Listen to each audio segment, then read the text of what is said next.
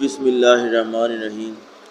حضور اقدس صلی اللہ علیہ وآلہ وسلم کا پاک ارشاد ہے کہ جو شخص اللہ پر ایمان رکھتا ہے اور آخرت کے دن پر ایمان رکھتا ہے اس کو چاہیے کہ مہمان کا اکرام کرے اور اپنے پڑوسی کو نہ ستائے، اور زبان سے کوئی بات نکالے تو بھلائی کی بات نکالے ورنہ چپ رہے، اور دوسری روایت میں ہے کہ صلہ رحمی کرے۔ بسم اللہ الرحمن الرحیم۔ اس حدیث حضور اقدس صلی اللہ علیہ وآلہ وسلم کا پاک ارشاد ہے کہ جو شخص اللہ پر ایمان رکھتا ہے اور آخرت کے دن پر ایمان رکھتا ہے اس کو چاہیے کہ مہمان کا اکرام کرے اور اپنے پڑوسی کو نہ ستائے، اور زبان سے کوئی بات نکالے بھلائی کی بات نکالے ورنہ چپ رہے، اور دوسری روایت میں ہے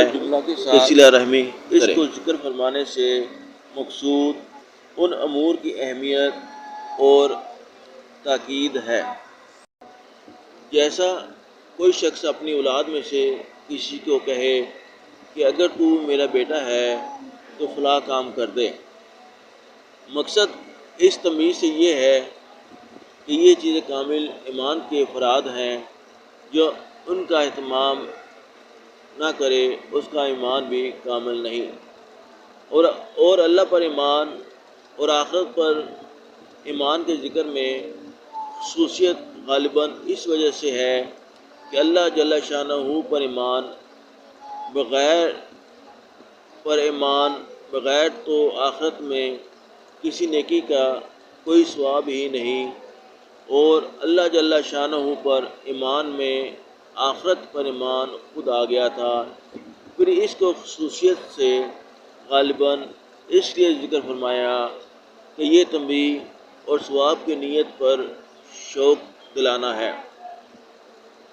کہ ان امور کا حقیقی بدلہ اور ثواب آخرت کے دن ملے گا، جس دن یہ معلوم ہوگا کہ دنیا کی ذرا سی چیز اور عمل پر اللہ جل شانہ کے یہاں کتنا اجر و ثواب ہے۔